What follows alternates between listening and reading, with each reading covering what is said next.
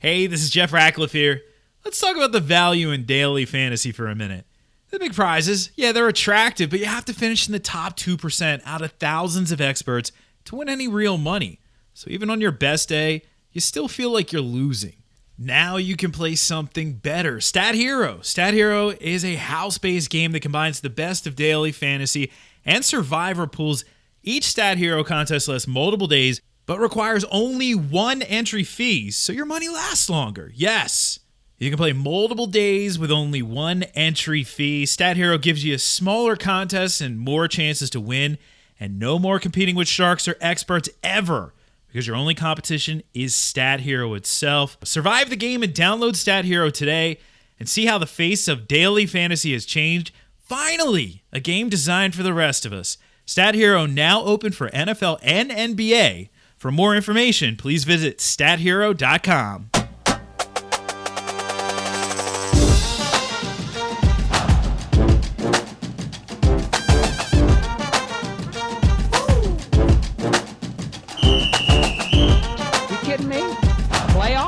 What is up? It's the Pro Football Focus Fantasy Podcast. My name is Jeff Ratcliffe, and it's Monday, January 20th, 2020. A lot of 20s. 202020 today.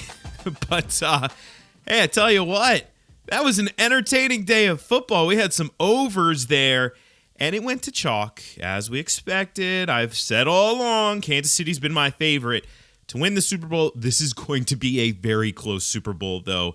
And the Vegas lines certainly indicate that right now, to open things up, super tight. Kansas City is the favorite, but right now we're showing anywhere from 1.5 to 1, depending on the book that you're looking at.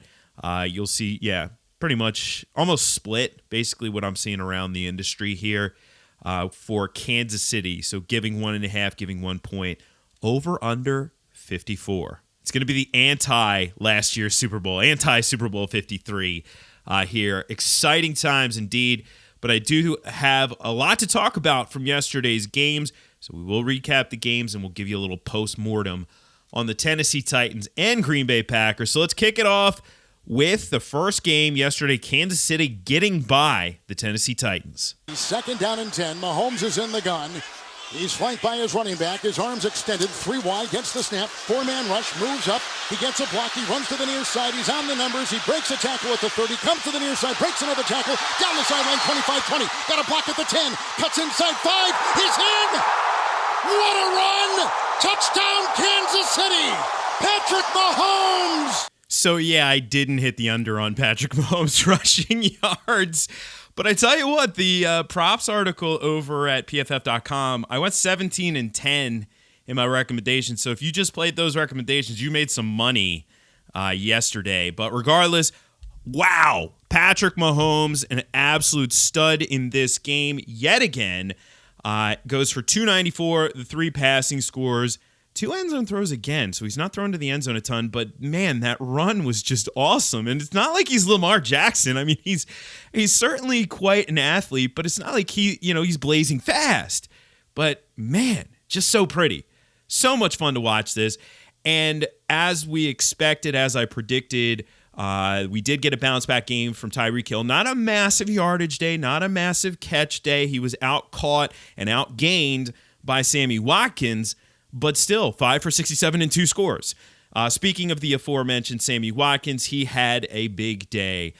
7 for 114 and a touchdown for him. Relatively quiet day for Travis Kelce, but I'm not worried about him for the Super Bowl. 3 for 30.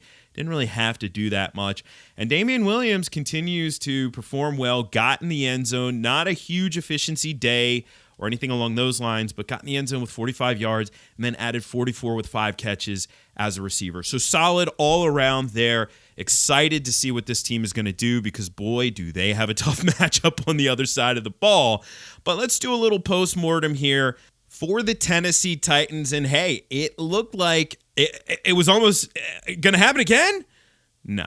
I mean, hey, Tennessee got out to a lead, but, boy, that Kansas City offense is just so impressive. And what we saw early in this was a lot of Derrick Henry. And then once they weren't in the lead, that went away. 19 for 69, did get in the end zone early. 2 for -8 as a receiver.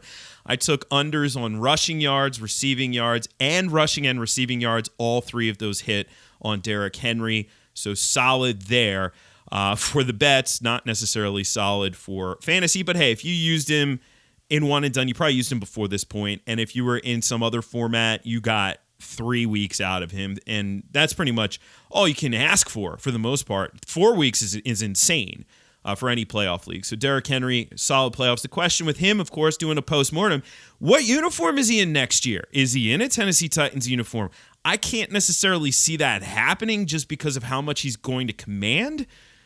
But then again, is he going to command that? This is going to be a fascinating free agency given his state, given Melvin Gordon. I mean, this is a really, really interesting year for running backs, and certainly this is a kind of rubber meets the road year as well. Ryan Tannehill as well is not technically a Tennessee Titan just yet for next year, but I do think he sticks around. Whether or not that is on a franchise tag, we shall see. But he threw the ball a little bit more in this one, had the 2 passing scores, threw to the end zone, in fact, 3 times in this contest, and didn't get a lot done on the ground, but he did have 1 run there where, you continue to see, oh, yeah, he can move, and that's going to be added fantasy points there for Ryan Tannehill in the future. I think we're going to view him as more of a quarterback 2 play, though, next year, or at least in fantasy draft season. So we shall see, and best ball season as well, which is coming up pretty darn soon. But we'll see. Ultimately, I do expect him to be back in Tennessee. In terms of the wideouts, A.J. Brown rebounded a little bit in this one, had 51 yards on 3 catches, so it still was an under. I think the line I was getting was 62.5 in a bunch of books. Anyway, we saw Corey Davis wake up in this one and see 8 targets, caught 5 for 65. That was not an under for him on either accounts. I do think going forward, though, A.J. Brown is the clear guy if they can. I just don't know if there's going to be enough meat on the bone, honestly. I'd love to tell you there is. And it's Corey Davis is almost in Brokeback territory for me now. I don't know how to quit him. But it really does. It does look like A.J. Brown is the future here in terms of the number 1 receiver, and that's how I'm gonna rank him as such. Corey Davis won't be inside the top 50 in my next update, which I'll do another update in February after the Super Bowl. So we did the initial one at the very end of the NFL season last month, and then we'll circle back to that. But anyway. Other than that, of course, I've mentioned numerous times that I am big on Jonnu Smith going forward. I think he's going to be a long-term viable fantasy starter. I don't think he's going to be an elite level guy, but is he going to be better than 3 for 32? Well, yeah, and he was yesterday. He was 3 for 38. So there you go. But I do think that begins now. Next year, we view him as a top 15 guy, and then potentially starts working his way up because some of these guys are getting older up there. Let's not forget that. Travis Kelce's no spring chicken. And in fact, this is the game where maybe we see that proverbial torch passed to George Kittle. How exciting is that? So let's get into the other game here. Green Bay just didn't have enough yet again against the San Francisco 49ers. 2nd down and 10. They give us to Raheem Mostert. Mostert sweep on the left side, cuts back at the 10. Mostert at the 5, and he's into the end zone for the 4th time tonight. This time from 22 yards out, and Raheem Mostert extends the Niner lead to 33-7. Mostert, baby. We did talk about it on the pod last week, and I said, hey, I just think he's still the lead guy. I said it was close. I'm not saying I was hammering him and just saying, oh, he's clearly ahead. And let's be clear that Tevin Coleman did get hurt, so that certainly helped the cause. But I am also a man of my word in that on air on SiriusXM, sometimes the content, I know it overlaps. If you listen to both, I appreciate you, especially if you listen to both. But I do some things on there that I don't do on here. I do some things on here that I don't do on there. One thing that I did on SiriusXM last week, though, is I looked at the odds for passing yards leader, rushing yards, receiving yards. And the rushing yards, given the odds, I think it was plus 1,000. I said Raheem Mostert as a guy who I'm going to place some shekels on. I also, yesterday, had a wager on Raheem Mostert 85 plus rushing yards, 17 plus carries, 1 plus rushing touchdown. So yeah, and that was plus 1,600. And he blew that out of the water. I had a couple plays in there like that. I had a Kelsey play that didn't hit. I had an A.J. Brown play that didn't hit. But the Mostert play hit, and it hit for far more than I laid for all three of those. So basically, and if you're wondering, like, how did you know that? Well, I didn't know it. If I knew it, I would have bet a whole heck of a lot more than what I actually bet.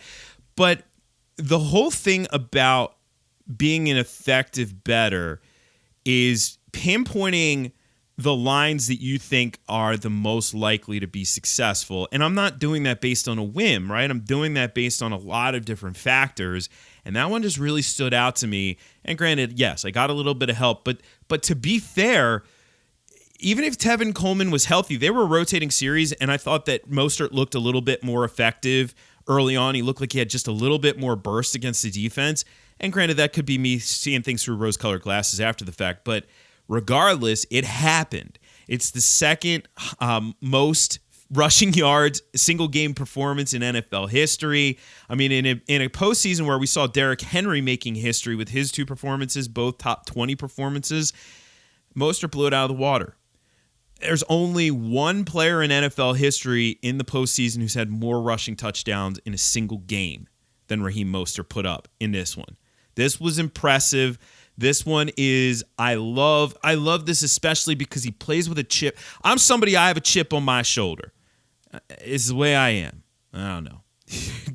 I'll tell you about it later. But I love that. I love that mentality. And he has that mentality. He's been passed over. I live in the Philadelphia area. I was telling people, he could have been a Philadelphia Eagle. He was on the practice squad. He was a preseason all-star for the Eagles. And it wasn't just the Eagles. It was numerous teams.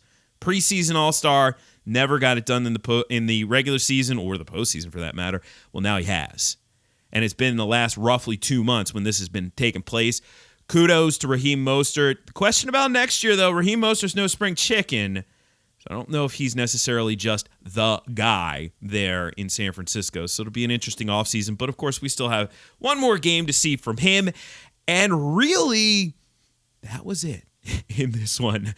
We had a little Debo. To be fair, I'll give him credit where credit's due. He had 89 scrimmage yards, but only 4 touches. Allegedly, Emmanuel Sanders played in this game. Allegedly, Jimmy Garoppolo played in this game. Allegedly, George Kittle played in this game. I mean, 1 for 19. But it's okay. They went after it. They got the lead. They did what they wanted to do. The Super Bowl is not going to be the same kind of game. The Super Bowl is not going to be a game where they just... And in theory, yes, you could run it down Kansas City's throat, and Kansas City could come back and score in 45 seconds. And then you're going to try and do it again. And eventually, if they get a 3 and out and Kansas City goes down and scores again, now you're in passing mode, right? So I don't think they're going to be able to execute the same game plan. Green Bay, for what it was worth, it was the quietest 13-3 regular season that I can remember. They just didn't have the firepower. But credit where credit's due for what they did this season, for sure.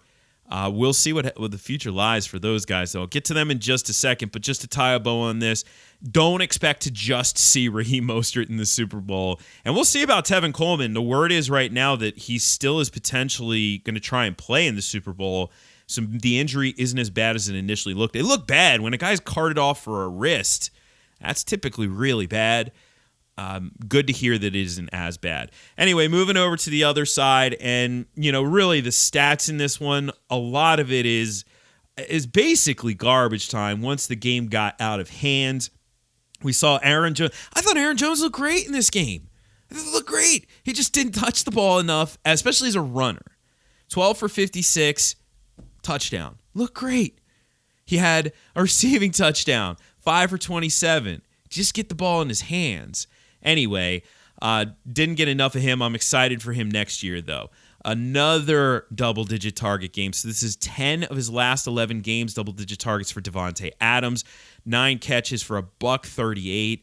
Beautiful game for him. Obviously the outcome wasn't great, but just another game where even in a tough matchup, it didn't matter.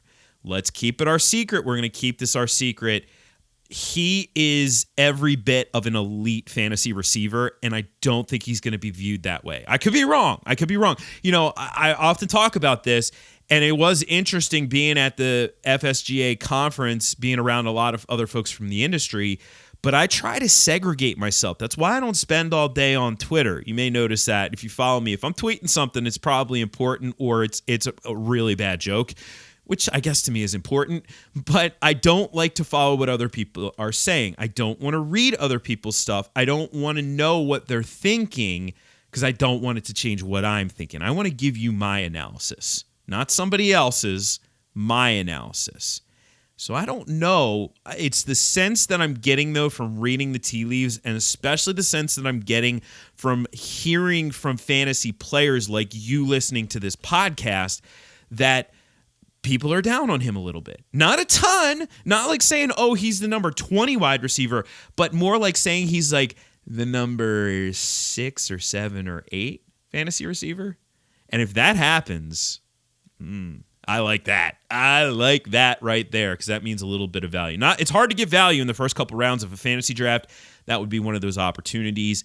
And Aaron Jones, by the way, the nice thing is that I think all questions are answered, that he is so far and away ahead of Jamal Williams. And Jamal Williams is really just a career backup type. He's good enough to be a backup. He showed us things at times, but there's light years of a difference between these two.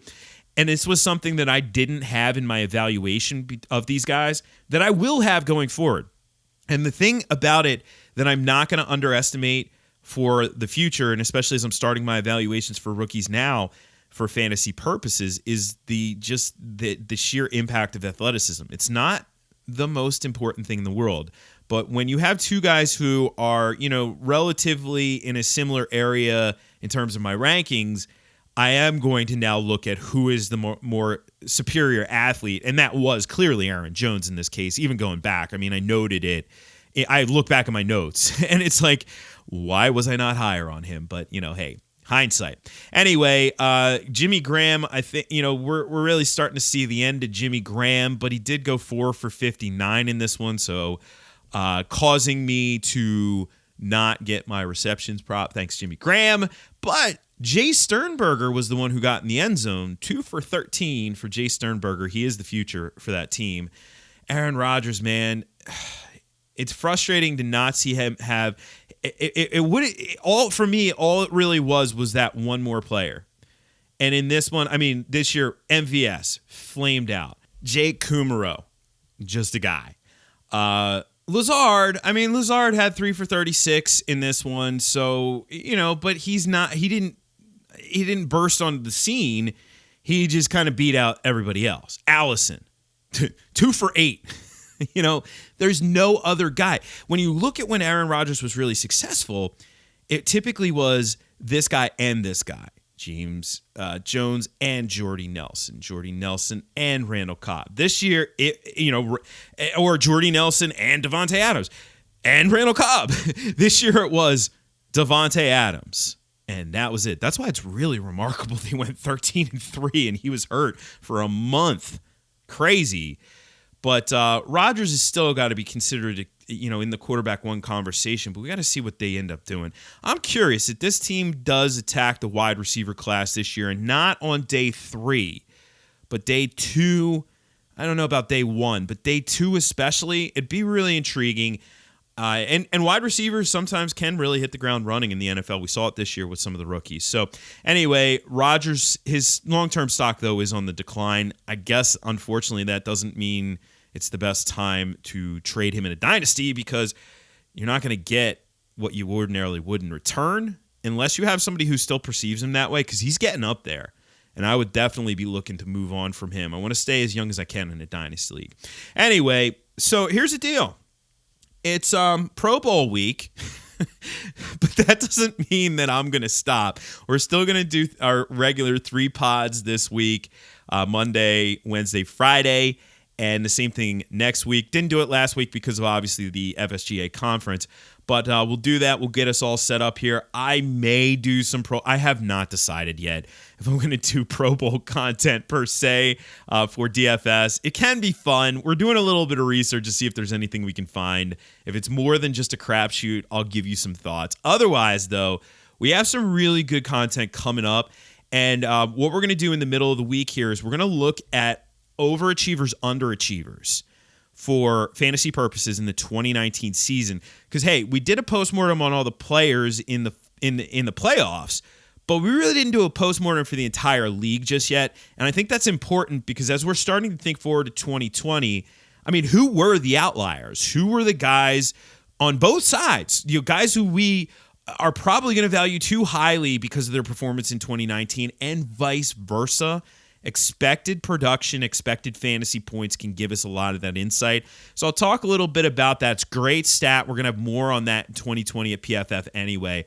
So that'll be coming up on Wednesday's pod. In the meantime, though, you can do me a favor and follow me on Twitter at Jeff Ratcliffe if you don't already. And we're growing that Instagram. We're doing it for the gram, baby. At Jeff Ratcliffe on the gram as well. Did I really say that? Anyway, PFF.com is the website, and I will catch you on Wednesday for another edition of the pod. For PFF, I'm Jeff Ratcliffe, and I'm out of here.